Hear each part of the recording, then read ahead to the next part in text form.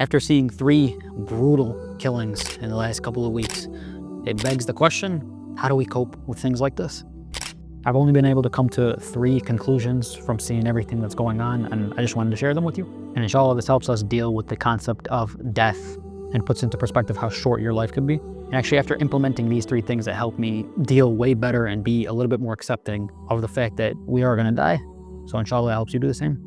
The first and obviously most important one that came to my mind was do whatever it takes to protect your family, but don't be an idiot. You see, when I first learned how to fight, I almost begged for trouble. I almost looked for trouble. It was almost as if I was hoping someone would come up to me or my wife or my family and disrespect me just so I can prove to myself that I'm not that little boy anymore. I'm not that scared little kid anymore. But obviously, after seeing what's happened, it's a very stupid thing to wish for.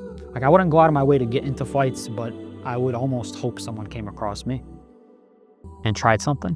But seeing now how quickly Allah could just take our lives, it changes my perspective of it completely. Do your absolute best to stay out of harm's way, because people are crazy nowadays. And Allah says in the Quran, and do not throw yourselves into destruction with your own hands. This is also echoed by the Prophet ﷺ when he says, do not wish to meet the enemy, but when you do so, be steadfast. And the Sahaba also lived by this, the companions of the Prophet. Umar ibn Khattab said, I dislike that a man should be exposed to destruction without benefiting the Muslims. So the Sahaba knew how to protect themselves more than probably anyone, or at least 99% of people that are alive right now. But they didn't do so in a way that was destructive or that would put them in harm's way, because they were following what the Prophet ﷺ was saying. They were following what the Quran is saying. And why would you want to live like that? Why would you want to risk your daughter, your son, your mother, your wife losing you over your pride, over your ego?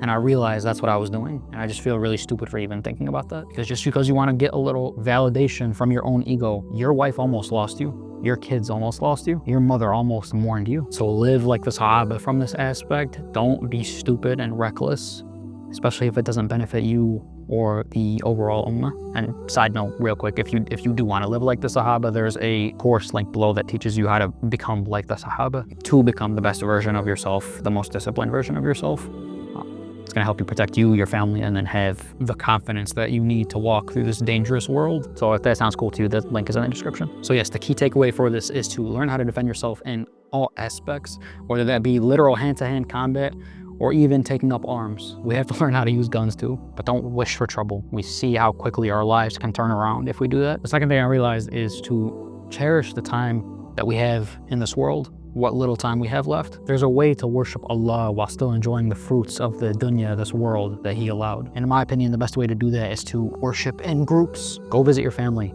Do your Islamic obligations with your family. Call your Muslim brothers and check on them. Set up a sparring day. Set up a gym session. Go pray Jum'ah with them. Kiss your wife. Kiss your mother. Kiss your babies.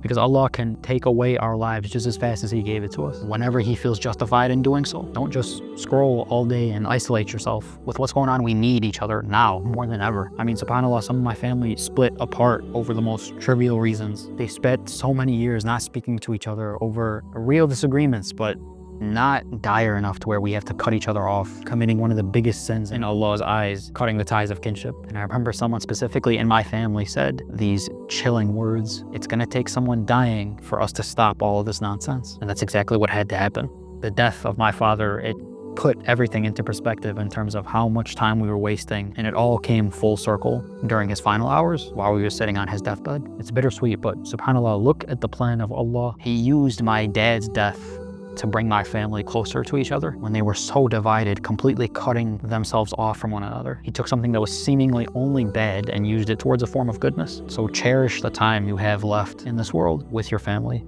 with your mother, with your father, because wallah, we could get a brain hemorrhage right now and I could stop this video and it's over. And the last thing that I learned from all that's going on is to never neglect your obligations to Allah. I want you to open up ChatGPT and ask this exact question. What are my obligations as a Muslim man? Look through everything that it spits out and ask yourself, are you fulfilling them? And then ask yourself this question: am I okay with meeting Allah and not having fulfilled my obligations as a man, as a Muslim man? And if you are, if that's you, do yourself a favor and do me a favor and just click off the video. But for those who aren't satisfied with that, I ask you as someone who genuinely cares about this ummah, please, can you do your best to fix what you're missing from what that list gives you? Use this as your progress bar for the next 90 days, because in those 90 days, Allah can take your life. And imagine that is what you died doing. That was your mission before you died, to make sure all your obligations were fulfilled as a Muslim man.